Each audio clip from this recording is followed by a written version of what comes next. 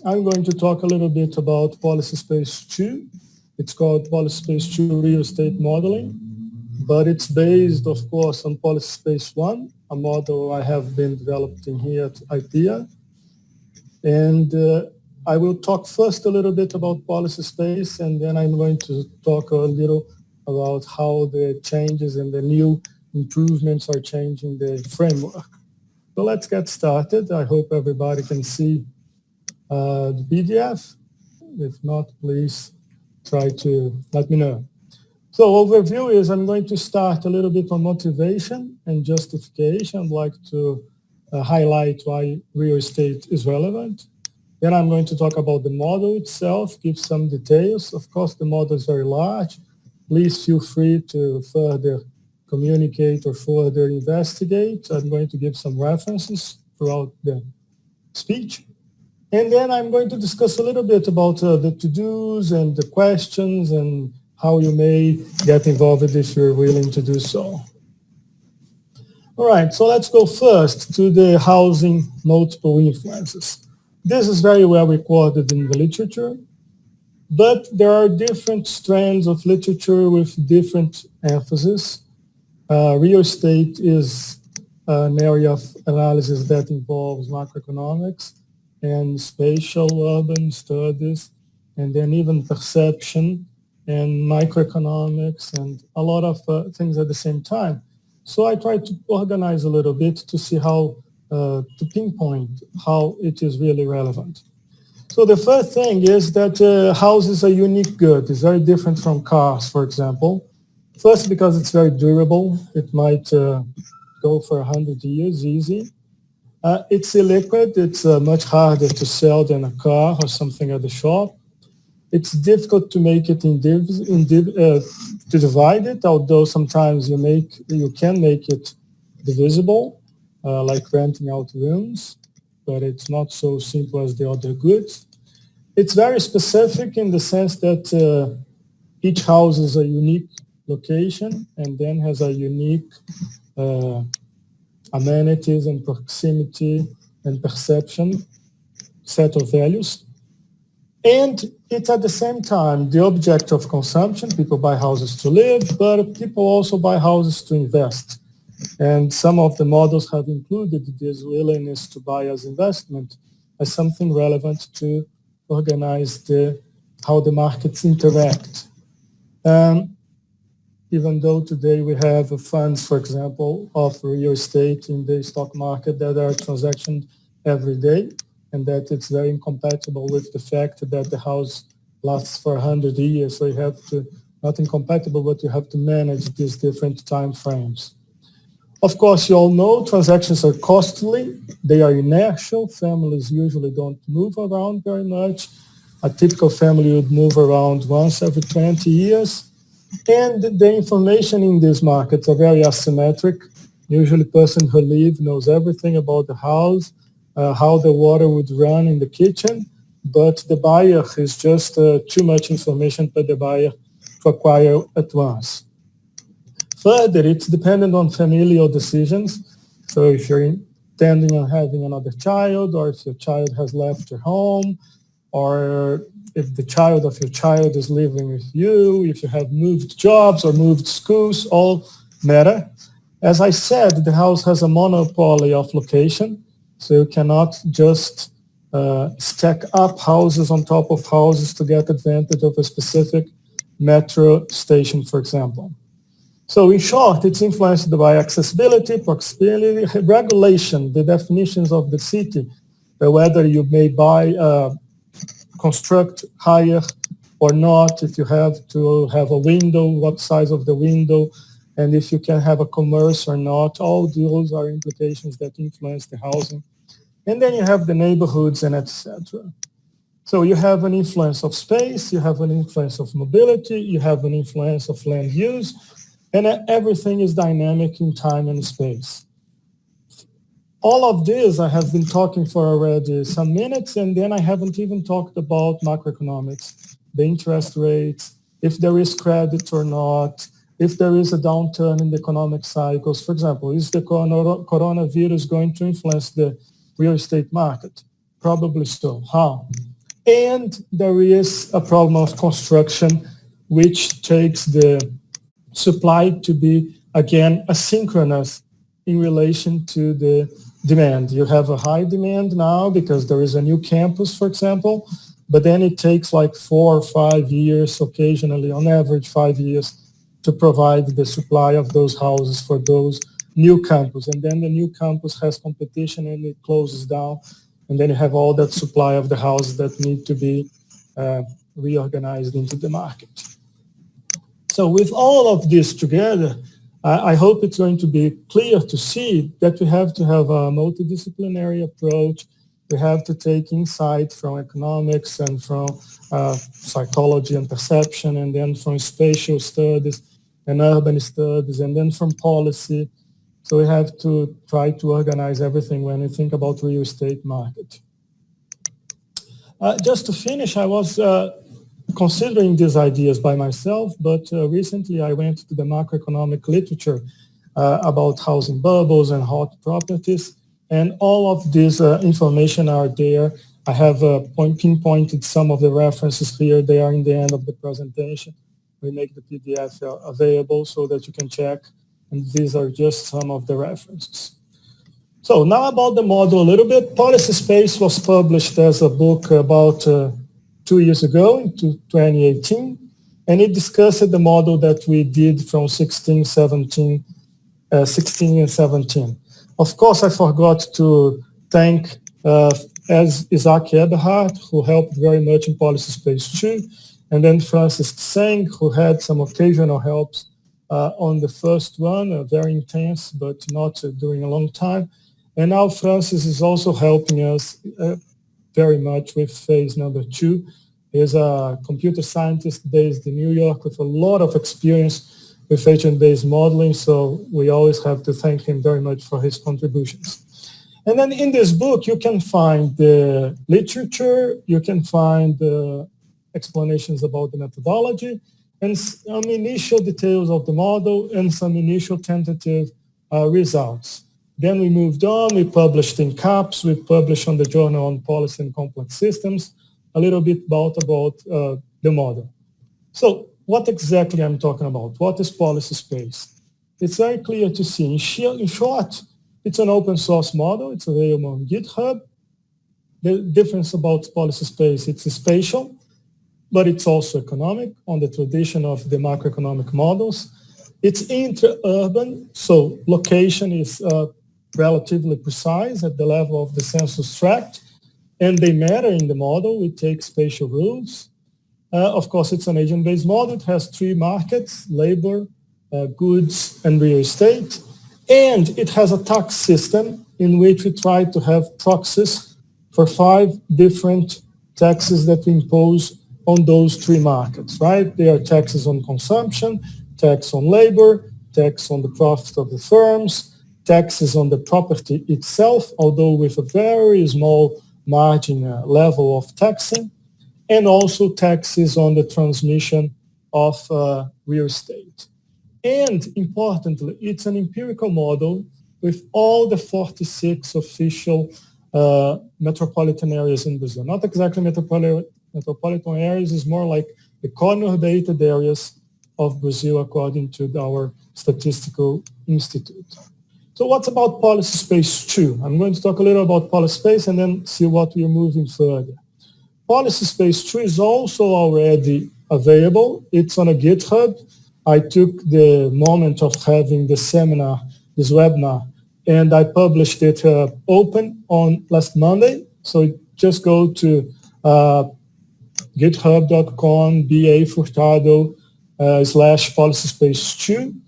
And it's an in-development process, but we have moved. You're going to see a list of changes we have made compared to the book, and it's up to 16, 17 major changes.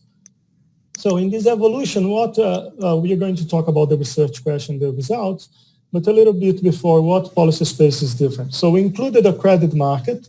Basically, we now have a central bank system. We don't have competition of banks, but we do have mechanisms to make deposits, and then they're going to get interest, and you can also get loans, and you pay interest in these loans. So it's not about a bank market in the sense of competition among banks, but more as an endogenous resource to collect savings of the people, to pay interest, and use that money as loan only for mortgages at the moment.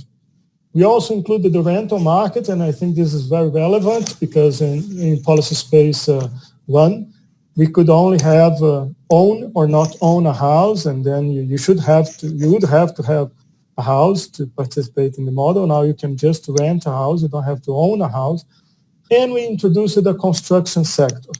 Those sounds like major advances. Of course, it helps us with the framework, but in terms of implementation, it wasn't that difficult because we already had a system of firms, and I'm going to talk about them. And then, of course, we just made some changes to adapt the firms to have specific construction firms.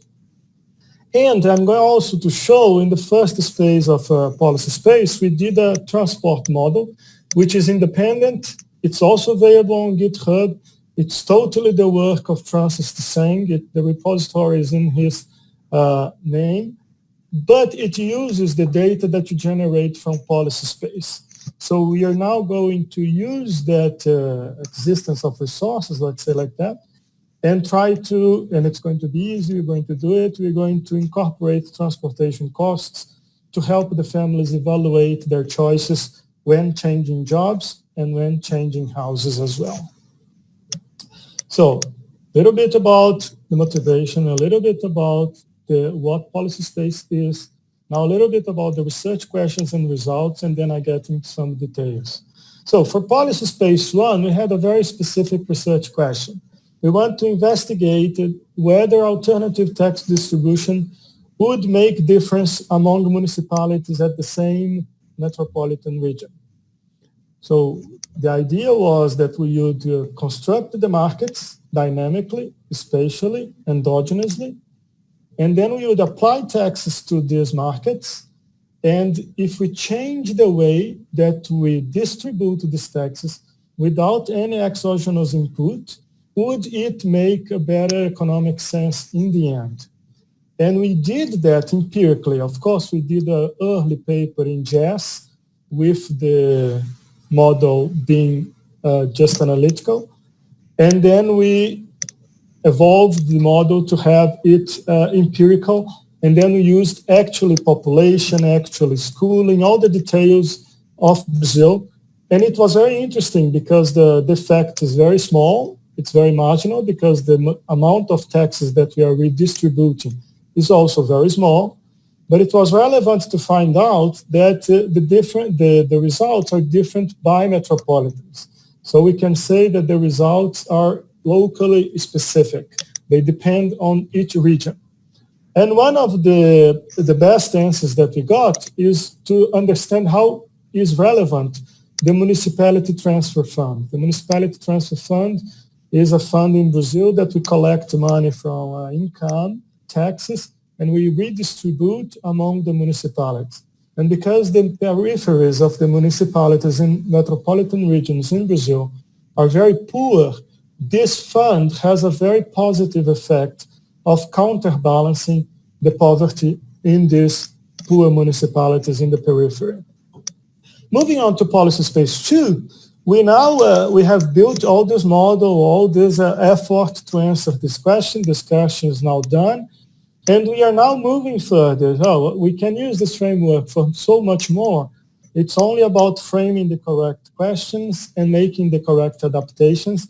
And that's what we hope for when we make the presentations, when we make the framework public, so more people can come up with questions and make changes and get their own answers. So question number 2 is, can we learn more about the mechanisms of real estate within Brazil, specifically in the metropolitan regions? And if we can understand better, would we be able to test, in terms of a public policy, which one would be best? Either to, because in Brazil families are very poor, and 55% do not have family income enough to buy houses by themselves without a government help. So if we understand that the government needs to help a little bit in this market, which is very complex as we have just seen, then how would be the best way to help? Should we build houses, for example, and give out to the poor or give out for a very small price? Or should we pay rent for them, for example? We think this is a specific enough question, and it would be a very good test to use this framework to answer for. So that's what we are trying to accomplish in the end. Of course, I'm not going to spend a lot of time in this slide. It's just for if anybody out there is not aware of what ABM is. ABM is a computer implementation of an artificial environment that contains agents that interact in time and space in a dynamic way. And we know that, and that is, I think, very much in tune with all the influences that I said that influence the real estate market in the first place. So I think in this case, there is a very nice coupling of theory, background, and methodology, because the methodology applies very well for the model. In the beginning, policy space was based on Langnick. Langnick is described as one of the small families of emerging practices in macroeconomic models. There is an author, Herbert Dave, from Germany, who did a very good chapter on what are the macroeconomics agent-based modeling. And he says that Langnick is a small model because it has no credit market. So we start from Langnick, but of course now policy space 2, we hope to one day become one of the other families because we're going to include the credit market as well. So just passing on a little bit about the model itself, we work in Python. We have classes, so it's totally object-oriented.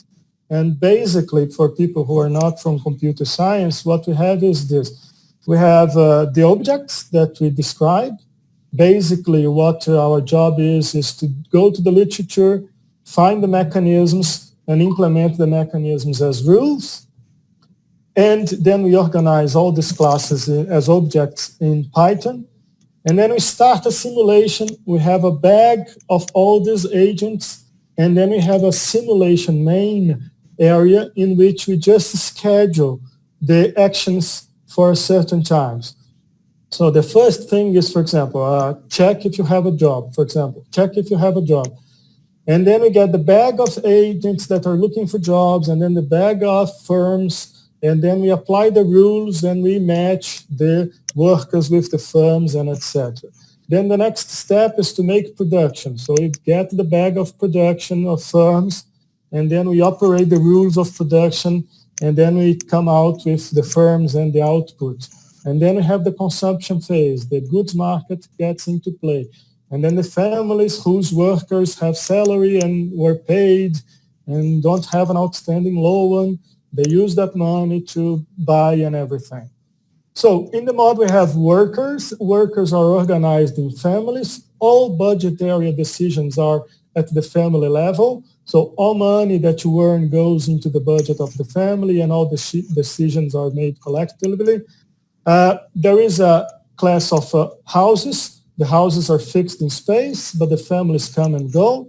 The firms are also fixed in space, but the workers come and go and the workers change. The municipality is a specific shapefile and a specific census tract of each metropolitan region. I try to follow the ODD protocol from Grimm et al., 2006, 2010, and then we go from 2000 to 2020. We are thinking about one of the changes for policy space to update it from 2010 to 2030. It's going to depend on the data that we have for validation. And then we had three markets, like I said, labor, goods, real estate, and now we have the banks, the credit market, and the land market. A little bit more about the markets. What is relevant about the market is that we have spatial rules, right? In the goods market, for example, people, of course, look for the cheapest merchandise. But occasionally, they also check which one is the closest one to them. In the real estate, of course, the houses have a fixed location, and they appreciate according to the appreciation on their municipality. So the prices of the houses change, endogenously according to how dynamic each municipality is in time. And also when it talks about labor, most of the labor market operates on qualification, which is a real data that comes from schooling. So workers who have more schooling are more produce more. But part of the sample of workers that are hired are hired by location. So occasionally the firms chooses the highest qualified. Occasionally it decides on the worker who lives the closest from the firm. The banks I talked a little bit. There is no competition. It's very simple. The credit market is this idea that now we can get interest on our savings, but we can also get loans to increase the offer that we make in the real estate market. So it's almost like a mortgage. And the land market, we are discussing it today. Later today, I have a meeting with Francis, and we are going to work a little bit of the land market. As it is now, the municipality has a constant number of licenses that it gives out, and the construction companies buy those licenses and then take some time, evolve them into houses, and then put the houses into the market. We are wondering, because we don't want to make it any more complex than it already is, but at the same market, we need to have some scarcity in this land market. So it's things that we are discussing, and if you want, you are very welcome to participate in this discussion. Then the next step into the data initialization, as the ODD protocol suggests, basically generate the agents, and then you can save the agents and run with the same agents, or you can generate the agents every time you run. And you have some parameters, not a lot, about 20 or something. For example, what is the average members per family? 2.5 members per family, 3, 4, 5.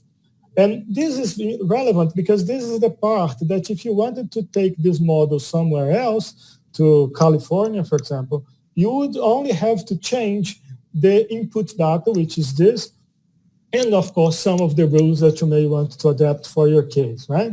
After generating the agents, we allocate the agents. First, each worker created is allocated into a family, and then a family is allocated into a region, into a house. A house is inside a region, and we allocate according to the official data in the year 2000. After this initial allocation, like Census 2000, we move on and we work the model without interfering with most of the things. We do provide exogenous migration, and I think there is one more exogenous things that we do. Of course, the firms, it's very relevant that the firms are also geolocated within census tract. Thank Vanessa Nadalinha, my friend here from IPEA, who provided the data. So we have the number of firms proportional to the number of firms that exist in reality in each census tract. Like I said, gender is official, wage is official, schooling, human development index. We also check the taxes all the time to see if the taxes, the proportion of taxes is okay with the real data. We also have mortality, fertility, and marriage. I forgot, but the model is too dynamic. Yeah? We still have marriage and new families getting formed and everything. So a little bit about the schedule. Like I said, there is this main file, simulation.py, in which we follow each one of the rules sequentially. For those not familiar, we know that ABM is a discrete model, so things are heterogeneous and there is a market competition, but the actions are one after the other. So first, we start with production. Production depends on the number of employees and qualification. This is a difficult part in making ABM, as you know, right? Is getting the rules from the literature and transforming into rules. In this case, we can't do a perfect market and say that production will equal demand because we have to generate demand on the fly. Then we operate the demographics. We have the birthday, we have mortality, we have fertility, we have marriage. And now we have inheritance in this new policy space 2, because the house was an asset, and in the past, the house was not being passed on to the next members of the family. Now it's passing on. Then we have this decision of invest or not, the savings of the family that we didn't used to have in the past. Then we process the goods market. The families, we use the Bielefeld and the stylized fact of permanent income to make the decision on how much we're going to spend on consumption, how much we're going to save. This is the benchmark on the literature in macroeconomics. We used to have a parameter for that, but now we use what is more common in the market. After that, we have a lot of the decisions on the families. It's very difficult to process too, but in this case, how we operated, we also documented it according to the literature. The wages are based on the revenues of the firms. The prices are based on stocks. So if the firm is selling very well and stocks are very low and we can't keep up with production, we increase price, not otherwise. Hiring and firing, so making the firm larger, depends on if I'm getting a profit or not. And then we have the labor market. Like I said, there is a criteria of qualification and distance. And finally, we operate the real estate market. As it is, like I said, there is this stylized fact that about one family moves every 20 years. So we use that to get a parameter to see how many families participate in the real estate market at each given month. The model operates by month.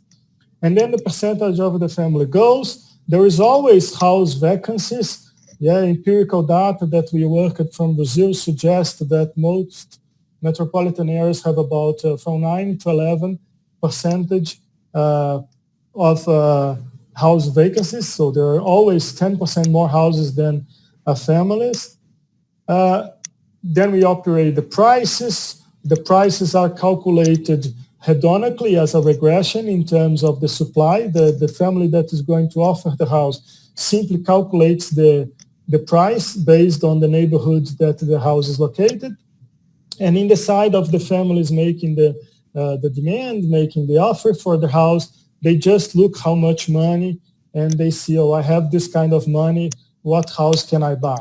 And then we match the sorted lists, and we negotiate, and the price may become the average of the offering and the asking sides.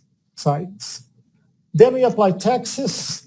Then we get these taxes and get the municipality to invest into a quality of life index. And this quality of life index, of course, influences the prices of the house. So we have a closed feedback endogenous mechanism. Then we output lots of data. Too much data. As of today, if you turn on all the plotting opportunities in the model, you get 49 plots. So that much everything that's going on in the model, you can analyze and see what's going on, including spatial plots. So if you clone the model and try to run, do not run with 10% of São Paulo with all the plot possibilities, because it's going to take forever. We usually run with 1% of the population, and we run a number of times, and we have a lot of automated things. Let's talk about automated things, and then I come back for validation. As you can see, it's a very large model, so we needed to implement a lot of automated tasks in order to help us see what's going on with the model. So it's automated to run a number of times and get a median result. So you can run 100 times and get the average or the median. You can choose how much of your machine you're going to dedicate to this work. You can run automated sensitivity analysis, so you can get 1 or 2 or 3 or 20 parameters and make a starting value, an ending value, and how many values in between. And it runs and plots the results for you. We can run all the metropolitan areas at once. You can run the 4 tax distribution scheme that we worked on the first phase automatically as well. And we even have a browser web interface, which we never use, but I think it's probably still working. in which you can set the parameters in the web and see the results also in a browser. Thank you very much, Francis, for all this automated good stuff. So coming back to validation, in the book, we make a 5-step cumulative validation process. So first of all, we check the macroeconomic indicators. We cannot test for inflation. We cannot test because we don't have the interest rate. Now we have credit market. We are going to have interest rates, but in the past we didn't. So we cannot hope to mimic inflation. But if we have a model that you have 5,000 inflation, it's not very good. It's not very well. Also, for example, unemployment. We can't have 90% of the model, of the people in the model unemployed. So we made a check to see if the macroeconomic indicators were reasonable. Then we did a lot of sensitivity analysis. Then specifically, we validated against the taxes because our question was about the taxes. So I checked if the taxes are reproducing the observed pattern of the taxes, and then we checked that, we got that. And also we checked that the taxes distribution of regions, the model as a whole, each metropolitan region together, was also validated. And then we did some checks on some rules. For example, Bernardo, I think this idea of the firm hiring based on location is not good. I think the firm hires 100% by qualification only. Because these are parameters that you can set to 0, we test a couple of rules to see with or without this rule influences the model or not. Another rule that we tested is on the decision of setting the wages if the firms are going to use current unemployment or not. So we checked that information as well as a validation of the rule. Here, just a shot of the transit model. It is very good, really very interesting. There is public and private model. What's the idea? We have all the families, all the workers, and all the firms. So we know where people live. We know where people work. We know how much money they make, how much the family make, they have a house or they don't have a house. So we used all this input to make the input for the transit model. So for example, in the public transport here, the decision is based on the percentile of the income of the family that comes from policy space. But we haven't worked very much with this model yet. There's a lot of stuff. It's a very short team. Basically, it's myself and Francis. And in 2018, I had the help of Izaki. So that's about this. So we have a lot of questions, a lot of frameworks, a lot of possibilities, but it takes some time to fully develop and investigate all of them. But it's an open source. The link is there. You can check for yourself. So what you're going to do now, and then I'm going to wrap up and stay within the 40 minutes that Matthew gave me. So the model is there. What you're going to do, we are constantly changing and fixing and testing and evaluating the rules. The model is not finished. We haven't published anything yet. We hope to finish that within the 30 or 45 days, and then this last installment of Francis' help will finish. And then we're going to start a verification process. We write down everything in a separate way and check if what you think the model is doing is what the model is doing. Then we're going to come back to a data collection of real estate information for the case of Brazil and use that data to validate our model, to calibrate and see if our model is replicating what we see in real life. If all those steps are accomplished, and then we make the policies analysis and we test things that are not in the real world.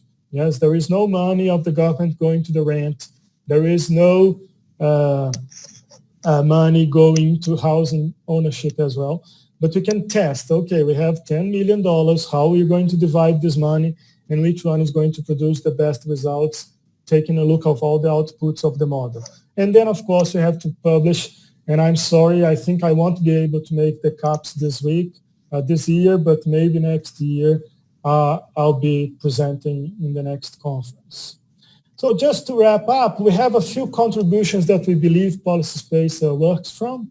So it's empirical, it's official, it's beyond the original research question. We provide a framework to the public. It's intra-urban and spatial rules, and this is very tough to find in the literature. We do have a lot of land use models, but this is not a land use model, right? It's more like a macroeconomic model with spatial rules embedded. I think it's going to help a little bit with all those complex influences we talked about in the beginning of the talk, spatial, macroeconomic, fiscal, construction, and families. So basically a mixed in time and space. And of course, this is a very naive, and I'm just throwing this out in the air, but it's a good try to put together the macroeconomics, the land use, and the transport aspects of the analysis. Next year, maybe 2 years from now, we may start policy space 3 and start economic mobility and use all these inputs that we have for the transport and transit. If you want to join me in this future work, please be welcome. So here are the references. I'm going to make this available to Matthew. Thank you very much for your time. I hope I haven't bored you too long with all the details, and I'm more than happy to answer any questions and discuss a little further and get some more details. Thank you very much. Thank you. Thank you. That was fantastic, Bernardo. Really, really interesting. And we do have a few questions. One is just if you could speak a little bit more about the sensitivity analyses that you've undertaken with policy space 1 and 2. Okay. So the sensitivity analysis, how does it work? We do have a lot of parameters, right? Let me get you some of the idea of the parameters. Let me automate it just one second. Yes, for example, I have here open before me, and we have some parameters that are such like, for example, the size market. That's related to how many companies the firms, the families check to compare the price before they make a decision. So I can have a size market therefore of 10, or I can have the families checking just 1 or 2 companies for prices. So this is one parameter that I can put in the sensitivity analysis and go Python main.py sensitivity size market from 2 to 200 7 times. So it's going to run for 2, run for 42 or 82 and 120, 160 and 200. And then they put all these runs in just one plot.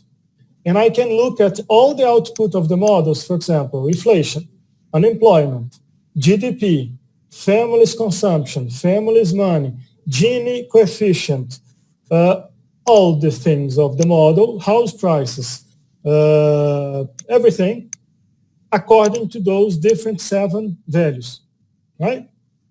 So I can do that for labor market. I have one here that is referred to how often the company checks the labor market, if we should fire everybody every day, or if should take 3 or 6 months before you fire or hire people. You have, for example, how many people you decide to hire by location, how many by qualification. You have a markup, yes, a general markup of the economy, and you can change that. Now that we have the bank, we have the maximum time of the banking system, 80 months or not, or 80 years or whatever. And you have all the taxes, you have the hiring sample size, how many people the firm puts in one room to check the curriculums before makes a decision. So all these parameters, they are tested in the sensitivity analysis. And some of those parameters have to do with rules, right? When I set one or another parameter to 1 or to 0, in fact, as if I am changing the rule of decision. So this is how we did. And the book has a lot of pictures which is this idea of checking all the parameters. And you know, Matthew, ABM is very much about learning the mechanism, then getting the results, right? So when you work with the model and change the parameters, you get a sense about what is relevant, what is not relevant. You don't want your model to collapse completely when you change something unless you understand why. But other things should make sense. And of course, when you increase, for example, the number of companies that the families check, of course, the inflation reduces, right? So people spend more time checking prices. It's expected that inflation overall will be smaller. So this is how we work a little bit on that. Okay, so it sounds like the sensitivity analysis at this point is it full factorial? So if you're changing, say, two variables, would you be taking every combination of these two variables and running that? Mm-hmm. Okay. Excellent question, Matthew. You know what we're talking about, right? At the moment, yes. So when you change one of the parameters, all of the others are ceteris paribus. But there are two things. First, I can run 35 parameters in a sequence. So it's easier to check 20 parameters at once, but they are still ceteris paribus, right, with the default.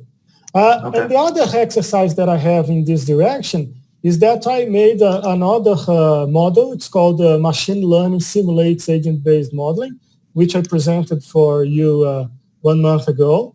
And it's also public.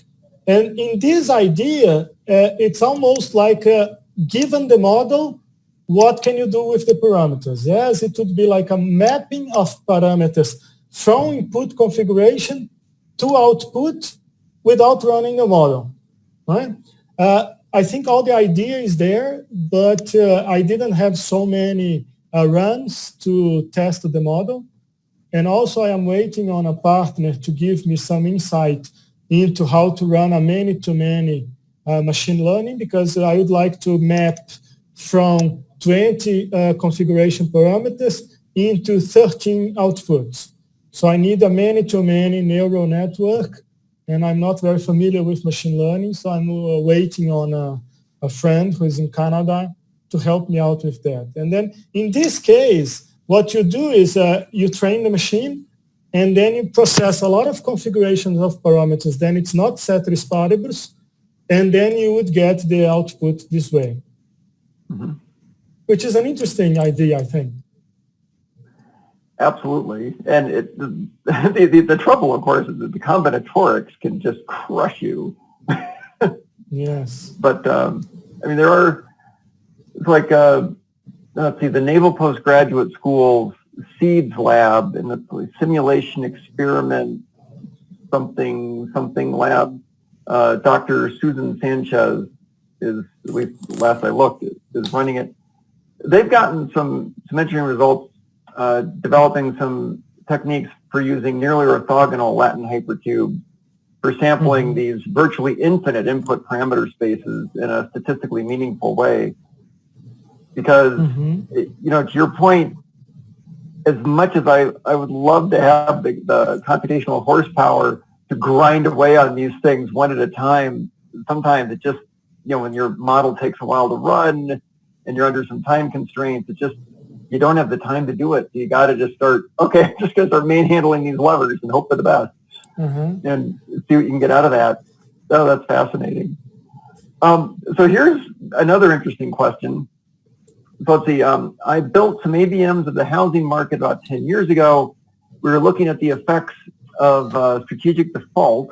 We found that the U.S. property market was close to a complete market crash. Have you seen anything similar in your runs looking at the Brazil real estate market? As it is, I have not run the real estate model completely. Like I said, it is still in development. I still don't have any publication on that. I just implemented the credit market and the rental market like 2-3 months ago.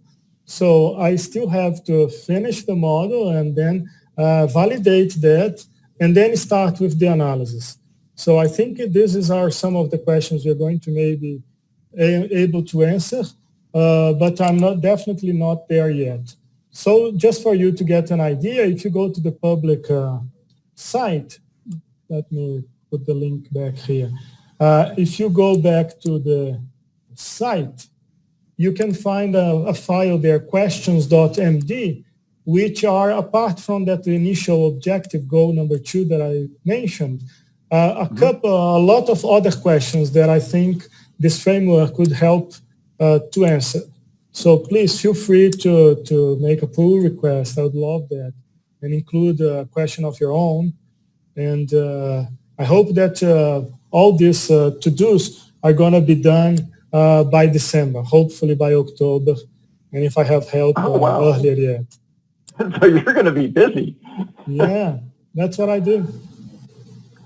So that's one of the things I really like about your work.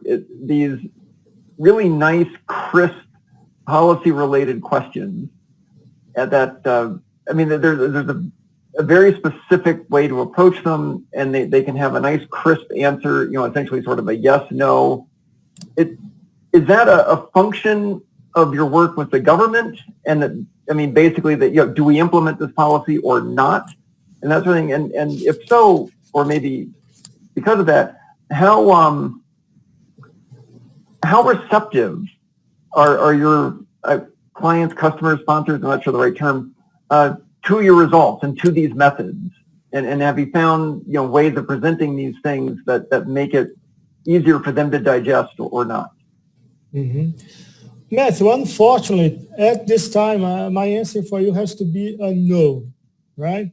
And probably this depends on my posture as well. For example, these results that we have from phase 1, I think they are easy to understand. Like you said, the simple question is, should we make the budget of the metropolitan municipalities together? The answer is yes for most cases, although marginally. And the other question is, we should never extinguish the participation municipality fund. So it's very clear questions. However, we have to understand a couple of things here. First, the political side is very difficult. This is only a theoretical study. And of course, we have to discuss with the mayors of the municipalities and the population, even though if we show them evidence that they're going to get better in the future, if they really want to open, for example, give up on their political power. Another thing is, this is very new in Brazil. Like you know, IPEA is a think tank with 202 PhDs, about 90% of them are PhDs. And there is not a consensus that this is something we should rely on or believe or trust, specifically on the economics. And then I myself, I think I need, along with the international literature, more details, more information, more evidence that this is really something. Personally, I believe in that first idea that this helps me understand a lot of the mechanisms, but still it doesn't give me any forecasts. So I'm not going to go out there and say, if you do that, you're going to increase your GDP by 2%. Even if I can come through with all these things, and in 2 or 3 years we have a very consolidated model, we still have to say, we don't know the future. This is just a simulation. It's a probabilistic idea. And this, together with my literature knowledge, I would recommend you to do that. But it's definitely not something that I can say for sure. Okay, that's really interesting. I mean, it's kind of the same way. Well, in my experience, I've had, you know, the same issues where actually it's fairly Boolean. Sometimes folks have a great deal of experience basing decisions on simulations and analytics and things like that, and they put almost too much faith in them. Or on the other side, like, but that's a black box, I don't understand it, and therefore fear it, and I'm going to go with my gut. Mm-hmm. And it'd be nice to get a happy middle. Yeah, but at the same time, I think Brazil is a little bit less advanced, and I think it's more. This is much more firm in the US and Europe, for example. We have seen the Bank of England relying a lot on this kind of models. We have seen the European Union putting this kind of models side by side with DSGEs. And I was very glad with this Herbert Davis chapter because it's like 80 pages, 80 large families. Italy has a very, almost a traditional on this kind of macroeconomic models. And then we are starting to have the benchmarks. We are starting to have the stylized facts. So we feel more and more confident as a community to rely on those models and to go out there and claim not a p-value. You hope you don't get to the p-value level, but more confidence and say, okay, here's something that you should really look into and take into consideration in your decision making. Yep. No, well, and also, to your point, I've found that it also helps to be able to point to all these other groups that are using these kind of tools so that the current decision maker you're speaking with doesn't have to feel like they're out there on a limb all by themselves doing this crazy, wacky thing that people are going to, yell at them about. Mm-hmm. Oh, that's fascinating. We're just about out of time, which always kind of bums me out. These conversations are interesting, and anyway, time is not our friend with these things. So I just want to take a second to thank you once again, and really hope that we see you up here in person for one of our conferences. They're in October, or actually in 2021, it'll be in early November, if that's any better for you. Also a beautiful time to be in New Mexico.